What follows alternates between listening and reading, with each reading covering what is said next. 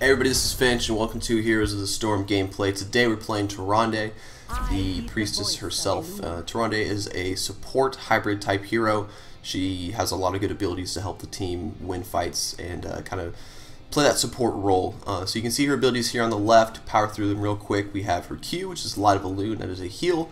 Sentinel is an ability that is her W, and it's Scout with a hawk going forward. Her E is the ability that makes her a blast to play, and that is Lunar Flare. So Lunar Flare shoots an arrow up in the air. You pick a target where it's going to land. It lands on that target. Does a significant amount of damage, but more importantly is a stun. With talents, you're able to increase the radius that you're able to shoot it, and also increase the radius of the stun. And that is the ability where if you can land those consistently as Tydande, you become one of the most valuable supports in the game currently. This game is a game on Cursed Hollow. This map is the map where you grab the tributes. There's going to be 3 tributes. There's multiple tributes, but if you grab 3 of them, your team is going to put a curse on the enemy team. That curse is going to reduce the health of their minions and also reduce the health of their buildings by half. And it allows you just to push and really do a ton of damage. So this game here, I'm playing the support role. You can see our team. We have Witch Doctor, we have Nova, we have Demon Hunter on our team. So a very high damage dealing team. Illidan's on the team too. So we have a lot of very squishy damage dealing heroes on our side. On their side we have Illidan, Zeratul, Demon Hunter, Brightwing, and Sergeant Hammer. So our damage output is going to be a lot higher than them, and also by looking at our team composition, I know I'm going to be playing a very support heavy Tydande. I'm not going to be playing the kind of damage dealing one, which you can do if you pick the right talents. So right here, level 1, I go ahead and grab Path of the Wizard. This is a ability that gives her mana and mana regeneration. Tydande is all of her abilities are very low cooldown. Between her heal, between Lunar Flare, you really need to have that mana sustainability to make sure you're constantly able to use your abilities, because if you can't do much damage. So we see here, they're getting a little bit greedy, going straight to that watchtower without even scouting us out. The Demon Hunter land a really good stun, and then with Nova coming over, it kind of seals the deal for this poor Demon Hunter. And I pick up the kill here, and that was just kind of risky play by them. They should not be going after that watchtower. That's the one on our side of the map. They should have known that we already had it. And also it was a very heads-up play of Nova, because I don't think if she came over, she would have been able to help as much as she did. So I'll be laning with Witch Doctor for this beginning part of the game here. We're really just trying to get experience, and that's kind of the key. We're not really going to get too aggressive on the Fairy Dragon, I guess, Puff, just because there's not a ton that we can do in the ways of stuns and stuff like that. If I can land a stun, great, but it's one of those things, it's kind of risky if you don't have a setup. So we cut up, try to kill Sergeant Hammer. Sergeant Hammer just is able to escape. I probably could have hit a Lunar Flare there, but I didn't feel confident enough that it would land in time. So I was hoping that I'd be able to pick her up, but this one unique thing about Sergeant Hammer is that instead of having a mount, Sergeant Hammer is able to get the speed boost, and so even though we auto-attacked her as she was driving away, she didn't stop and slow down. So if it was any other hero, we'd pick up the kill there. In this game, it just didn't happen, unfortunately. So I'm going to be waiting down here in the bottom lane, just trying to get experience. Like I talked about earlier, experience is really the name of the game in Heroes of the Storm. There's 4 ways to get experience. There's going to be forts, which are the largest amount, hero kills, creep kills, and mercenary camps. So right now the Demon Hunter is getting a little bit aggressive on us. The Fairy Dragon was not really helping out as much as possible. And so we're just going to be trying to get experience, harass when we can, try to control the lane. And Demon Hunter, you just can't stand still. Just 1 second too long, stand still, Lunar Flare runs on top of her head, we take her out. I mean, Nova puts out a ton of damage, so if I can land a stun, it's going to be a kill. Level 4 talents, though, we're going to talk about those real quick. So we got Quickening Blessing, Shroud, Shield Ally, Searing Arrows. Pretty easy pick here if we're playing this support role. Shielding allies are, obviously pretty good. Quickening Blessing is also absolutely fantastic as the support role, which we're playing in this game, just because it gives a movement speed, 30% movement speed to teammates when I heal them. And we have Illidan, we have Nova, we have Demon Hunter. All these heroes really need that movement speed. So pretty easy tribute gathering here. We push them back. Our team's done a really good job so far too, as moving to the tribute as a group. Too often people like to move to tributes by themselves and then get in a sticky situation and get caught out and die, which is never a good thing. An enemy has been slain. And so I moved back up here to the middle lane just to get experience. Experience is the name of the game. That's when in doubt, if you're not sure what to do, you need to go get experience. And, you know, we're doing a good job of just moving around the map, staying ahead. You can look at the levels down in the bottom right-hand corner. Those are those two bars, the blue bar and the red bar. We are level 6, halfway to level 7. They're only moving up to level 6. Who shall gather this one? And the next tribute should spawn here soon enough. There you go. Tribute spawned. So we're going to run over there and grab that. And Illidan is up on the top lane. We got 2 guys up top, 1 on the bottom. Another pretty easy tribute grab. Shoot that out to scout, and actually Zeratul got a little bit too aggressive there. And the Fairy Dragon shows up to help Illidan. They end up not retreating, so I missed that lunar flare. But they take the bait and they chase me right into a Witch Doctor and a Nova and Illidan. So Illidan is actually, this Illidan was a pretty decent Illidan at keeping his mark on targets and getting that stun. Right there is another perfect example of our team working together, their team coming in one at a time. That Zeratul just, I guess he got greedy, he thought he could grab it. And the same thing with Illidan and the Fairy Dragon. They saw me and thought, hey, we can kill Tyrande, let's chase her. And then sure enough, as soon as they turn that corner, there's Witch Doctor and Nova just waiting for him. Really good play for us, not very good play by them. At this point now we're a full level ahead of them. That momentum is continuing forward. We grab a mercenary camp. Those mercenary camps, especially the night ones, really push, you know, very quickly.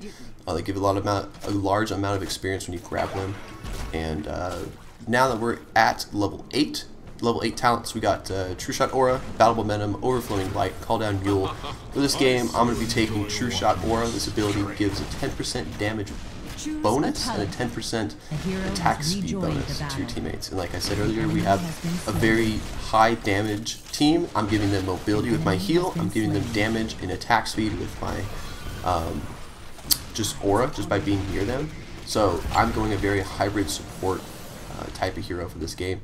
I'm trying to defend the base as much as possible, but Sergeant Hammer is kind of a pain to deal with, especially when she's just sitting there in the trees. I really need to get a Sentinel off on her, so I'm able to get that sight necessary. And at this point, kind of being a little bit risky. The rest of our team is pushing middle because we got those free tributes, and so you can see the creep health of our creeps is in or their creeps, I guess, is really low. Our creeps still at full health, so we can push very quickly. Their buildings are at half health, and I get pushed out here. I almost killed Sergeant Hammer, came really close, but I went ahead and grabbed my ultimate for this game. I picked up the Shroud, which is let me find the technical term, Shadowstalk. That is, if you play Dota, it's pretty much the idea of Morana's ultimate, where you can make the allies invisible, they get increased movement speed, and it really helps, you know, set up ganks to retreat, all that kind of good stuff.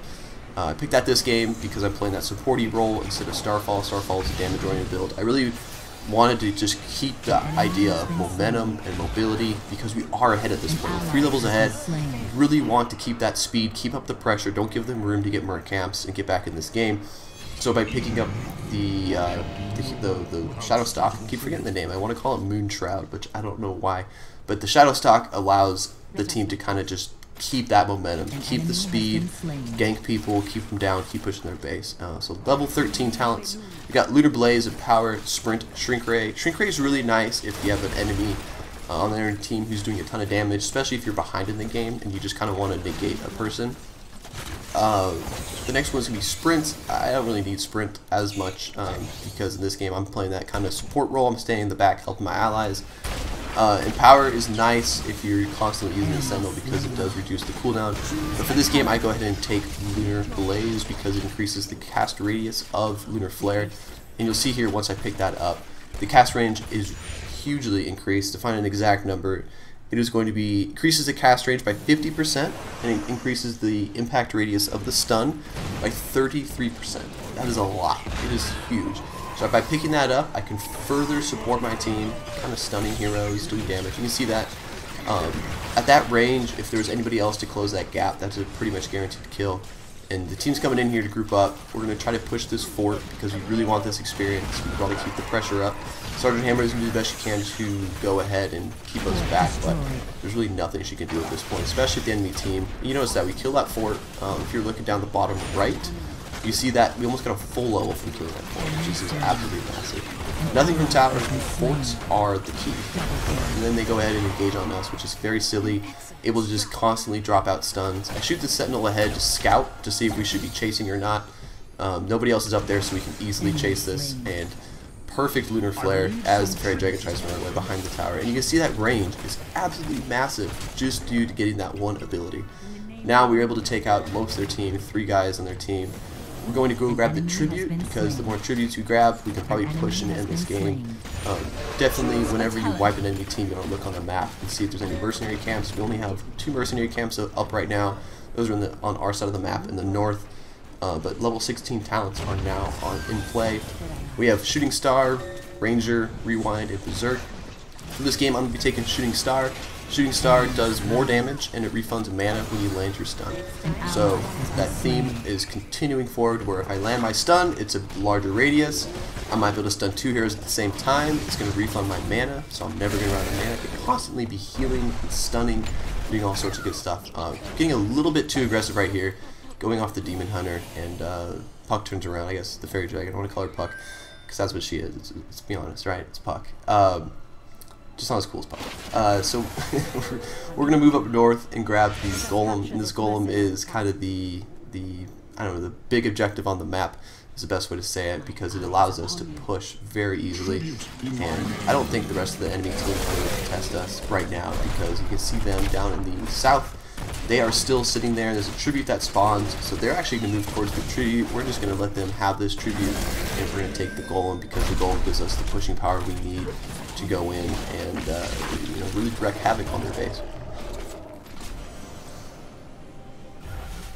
And one thing that's nice about Tyrande is I shoot a lunar flare right there. It's not gonna, or not a lunar flare. I shoot a sentinel right there. It's not going to land, but the ability of sentinel to go across the whole map like that, you're able to interrupt the channeling spell for if people are getting tributes. More often than not, I've done that. When people are channeling, they think they have it, you shoot it from across the map, it hits them.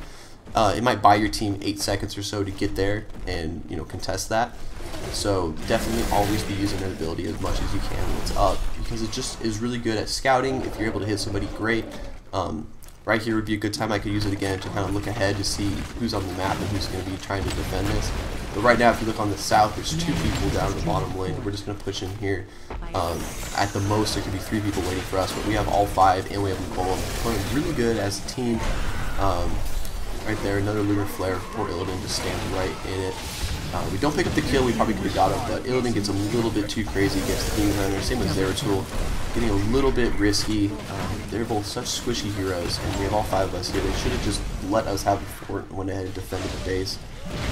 Now we're going to push in here, and we still have the Demon Hunter at the bottom.